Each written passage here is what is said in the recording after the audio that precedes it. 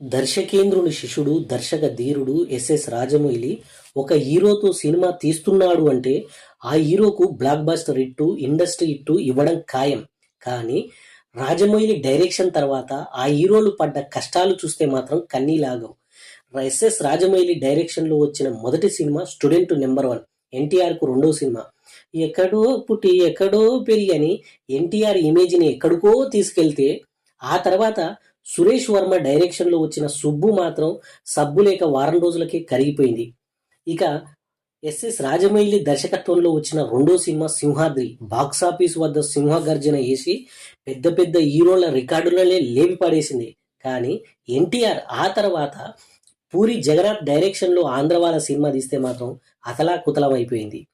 ఇక ఎస్ఎస్ రాజమౌళి డైరెక్షన్లో వచ్చిన మూడో సినిమా సై నల్ల బాలు నల్ల తాచులెక్క అని నితిన్ ఇమేజ్ని ఎక్కడికో తీసుకెళ్తే, ఆ తర్వాత వచ్చిన తేజ డైరెక్షన్లో వచ్చిన ధైర్యం మాత్రం ధైర్యం ఇవ్వలేక నితిన్కి చెతికిల పడిపోయిందనే చెప్పాలి.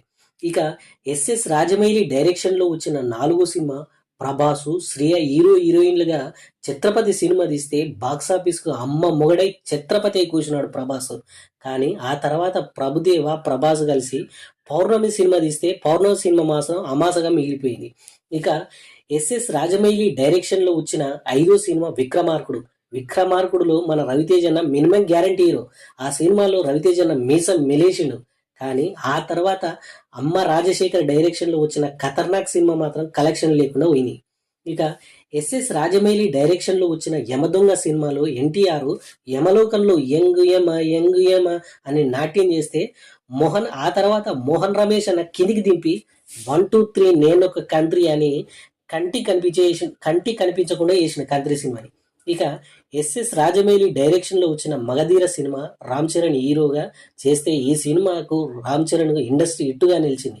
కానీ ఆ తర్వాత బొమ్మరిల్లు భాస్కర్ డైరెక్షన్లో వచ్చిన ఆరెంజ్ సినిమా మాత్రం నిర్మాతలను అడుక్కు తినేటట్టు చేసింది. ఇక ఎస్ఎస్ రాజమౌళి డైరెక్షన్లో వచ్చిన సునీల్తో మర్యాద రామన్న సినిమా తీసి మంచి హిట్టును అందుకున్నాడు. కానీ సునీల్ ఆ తర్వాత వర్మతో సినిమా తీసి అప్పలరాజు సినిమా తీసి మాత్రం అప్పడం అయిపోయిండు. ఇక ఎస్ఎస్ రాజమౌళి డైరెక్షన్లో వచ్చిన 9వ సినిమా ఈగ. ఈ సినిమా ఫస్ట్ హాఫ్లో నాని హీరో, ఈగ అయితే హీరోనే కానీ సెకండ్ హీరో నాని అనుకో.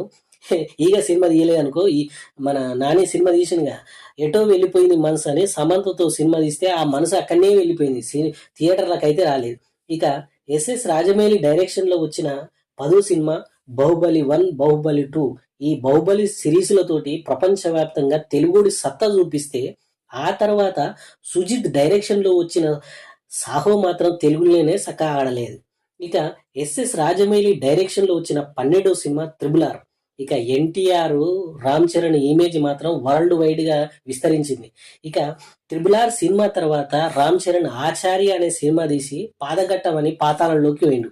ఆ తర్వాత త్రిబుల్ ఆర్ తర్వాత ఒక్క ఎన్టీఆర్ మాత్రం దేవర తీసి మొట్టమొదటిసారిగా ఎన్టీఆర్ ఇట్టు కొట్టిండు. ఎన్టీఆర్ తోటే ఫ్లాప్ మొదలైన ఎన్టీఆర్ తోటే ఇట్టు స్టార్ట్. Please subscribe.